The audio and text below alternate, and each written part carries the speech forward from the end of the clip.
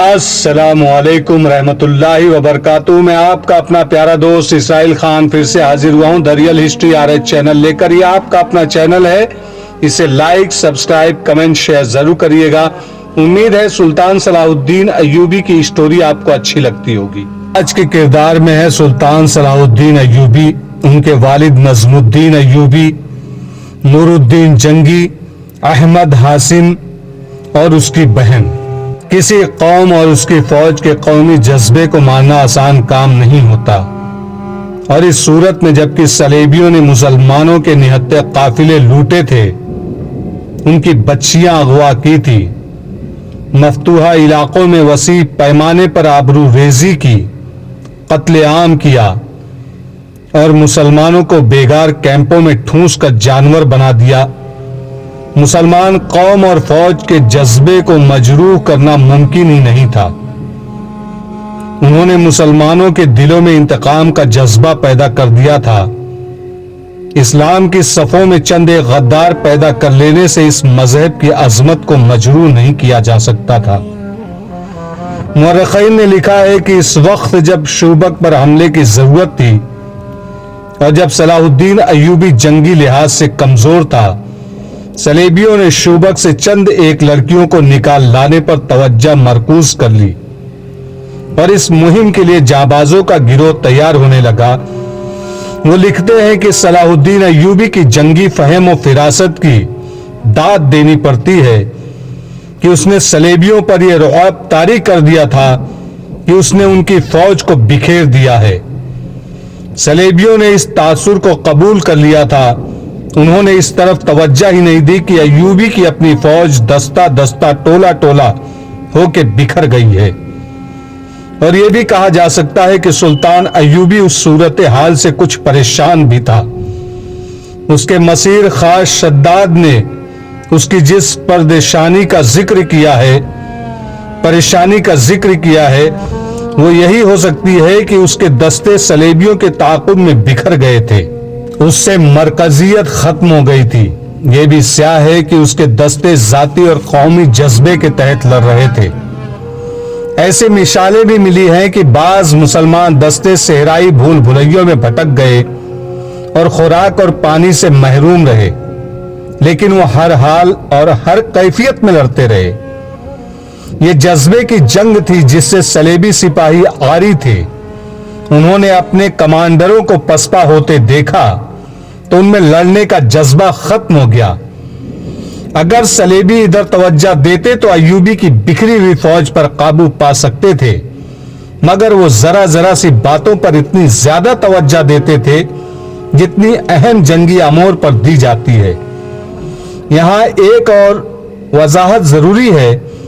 اس دور کے صلیبی وقائع نگاروں کے حوالے سے 2-3 غیر مسلم مورخین نے اس قسم کی غلط بیانی کی ہے کہ صلاح الدین ایوبی نے مسلسل 2 سال شوبک کا محاصرے میں رکھا اور ناکام لوٹ گیا۔ انہوں نے اس کی وجہ یہ بیان کی ہے کہ نور الدین زنگی اور صلاح الدین ایوبی کے درمیان غلط فہمی پیدا ہو گئی تھی۔ زنگی کو اس کے مشیروں نے خبردار کیا تھا کہ ایوبی مصر کو اپنے ذاتی تسلط میں رکھ کر فلسطین کا بھی خود مختار حکمران بننا چاہتا ہے۔ وہ فلسطین پر قبضہ کر کے زنگی کو معزول کر دے گا۔ یہ مورخین لکھتے ہیں کہ نور الدین زنگی نے اس بہانے شوبک کو اپنی فوج روانہ کر دی۔ یہ سلطان ایوبی کے لیے کمک ہے، لیکن اس نے اپنے کمانڈروں کو یہ خفیہ ہدایت دی تھی جو شوبک کے جنگی امور اپنے قبضے میں لے لیں۔ چنانچہ یہ فوج آئی۔ سلطان ایوبی سے کسی نے کہا کہ نور الدین زنگی نے یہ فوج اس کی مدد کے لیے نہیں بھیجی بلکہ اس کی مرکزی کمان پر قبضہ کرنے کے لیے بھیجی ہے۔ یہ سن کر سلطان ایوبی دل برداشتہ ہو گیا اور اس شوبک کا محاصرہ اٹھا کر مصر کو کوچ کر گیا۔ عیسائی مورخین نے زنگی اور ایوبی کے اس مفروضہ چقلس کو بہت اچھا لایا ہے اور اچھالا ہے، لیکن ان مورخین کی تعداد زیادہ ہے جنہوں نے یہ ثابت کیا ہے کہ سلطان ایوبی نے 1.5 ماہ کے محاصرے کے بعد شوبک کا قلعہ لے لیا تھا۔ البتہ یہ پتہ بھی ملتا ہے کہ صلیبی تخریب کاروں نے نور الدین زنگی کو سلطان ایوبی کے خلاف بھڑکانے کی کوشش کی تھی جو کامیاب نہیں ہو سکی۔ اس کا ثبوت یہ ہے کہ سلطان ایوبی کے والد نجم الدین ایوب لمبی مسافت طے کر کے شوبک پہنچے۔ انہیں شک ہو گیا تھا کہ ان کا بیٹا ایسی حماقت پر اتر ہی نہ آیا ہو اور کہیں ایسا نہ ہو کہ تخریب کار اس کے کان زنگی کے خلاف بھر دیں۔ بہاؤالدین شداد اپنی یادداشتوں میں رقم طراز ہے۔ اپنے والد بزرگوار کو دیکھ کر ایوبی بہت حیران ہوا، ان کے گھٹنے چھو کر مصافحہ کیا اور سمجھا کہ محترم والد اس فتح کی مبارکباد دینے آئے ہیں، مگر انہوں نے بیٹے کو پہلے الفاظ یہ کہے، کیا نور الدین زنگی جاہل ہے جس نے مجھ جیسے گمنام اور غریب آدمی کے بیٹے کو مصر کا حکمران بنا ڈالا ہے؟ کیا مجھے سننا پڑے گا کہ تیرا بیٹا ذاتی اقتدار کی خاطر سلطنت اسلامیہ کے محافظ نور الدین زنگی کا دشمن ہو گیا ہے؟ جاؤ اور زنگی سے معافی مانگو۔ بات کھلی تو معلوم ہوا کہ سلطان ایوبی کا ذہن صاف ہے اور نور الدین زنگی کے کمک مانگنے والا ہے۔ نجم الدین ایوبی مطمئن ہو گئے اور واضح ہو گیا کہ یہ صلیبیوں کی تخریب کاری اور عیاری ہے۔ سلطان ایوبی نے اپنے خصوصی قاصد اور معتمد فقہ عیسیٰ الکاری کو اپنے والد محترم کے ساتھ رخصت کیا اور الکاری کو نور الدین زنگی کے نام ایک تحریری پیغام دیا۔ اس کے ساتھ شوبک کے کچھ تحفے بھی بھیجے۔ اس نے لکھا، بے سہا قیمتی تحفہ شوبک کا قلعہ ہے جو میں آپ کے قدموں میں نظر کرتا ہوں۔ اس کے بعد خدائے عز و جل کی مدد سے کرک کا قلعہ پیش کروں گا۔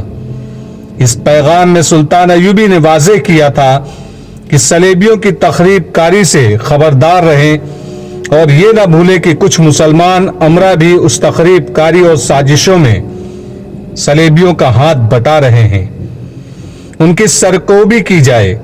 اس پیغام میں سلطان ایوبی نے شوبک کی اس وقت کی صورتحال اور اپنی فوج کی کیفیت تفصیل سے لکھی، انقلابی تجویز بھی پیش کی۔ اس نے زنگی کو لکھا کہ ان حالات میں جب دشمن ہماری سرزمین پر قلعہ بند ہے اور وہ میدان جنگ میں ہمارے خلاف سرگرم ہے اور زمین دوز کارروائیوں سے بھی ہمارے درمیان غدار پیدا کر رہا ہے، میں اس نتیجے پر پہنچا ہوں کہ ہماری غیر فوجی قیادت نہ صرف ناکام ہو گئی ہے بلکہ سلطنت اسلامیہ کے لیے خطرہ بن گئی ہے۔ ہم گھر سے دور بے رحم صحراؤں میں دشمن سے برسرے پیکار ہیں۔ ہمارے مجاہد لڑتے اور مرتے ہیں، وہ بھوکے اور پیاسے بھی لڑتے ہیں، انہیں کفن نصیب نہیں ہوتے، ان کی لاشیں گھوڑوں کے تلے روندی جاتی اور صحرائی لومڑیوں اور گدھوں کی خوراک بنتی ہے۔ اسلام کی عظمت اور قوم کے وقار کو جتنا وہ سمجھتے ہیں اتنا اور کوئی نہیں سمجھ سکتا۔ ہمارے غیر فوجی حکام اور سربراہوں کے خون کا ایک قطرہ نہیں گرتا، وہ میدان جنگ سے بہت دور محفوظ بیٹھے ہیں۔ یہی وجہ ہے کہ وہ عیش و عشرت کے عادی ہو گئے ہیں۔ دشمن انہیں نہایت حسین اور چہل پہل والی لڑکیاں اور خوبصورت اور یورپ کی شراب سے اپنا مرید بنا لیتا ہے۔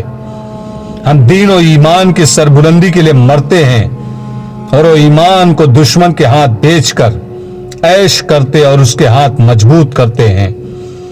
سلطان ایوبی نے لکھا ہے کہ اب جبکہ میں فلسطین کے دہلیز پر آ گیا ہوں اور میں نے فلسطین کے لیے بغیر لیے واپس نہ جانے کا تہیہ کر لیا ہے، میں ضرور سمجھتا ہوں کہ آپ نور الدین زنگی غیر فوجی قیادت پر کڑی نظر رکھیں۔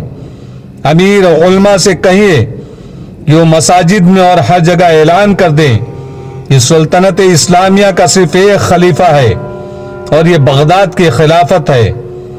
ہر مسلمان پر اس واحد خلافت کی اطاعت فرض ہے، لیکن خطبے میں اور کسی مسجد میں خلیفہ کا نام نہیں لیا جائے گا۔ عظیم نام صرف اللہ اور اس کے رسول صلی اللہ علیہ وسلم کا ہے۔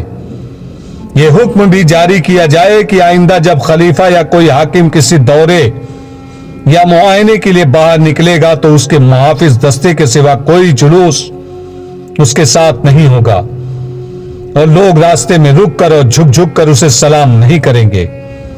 سلطان ایوبی نے سب سے زیادہ اہم بات یہ کہی کہ شیعہ سنی تفرقہ بڑھتا جا رہا ہے. فاطمی خلافت کی معزولی نے اس تفرقے میں اضافہ کر دیا ہے.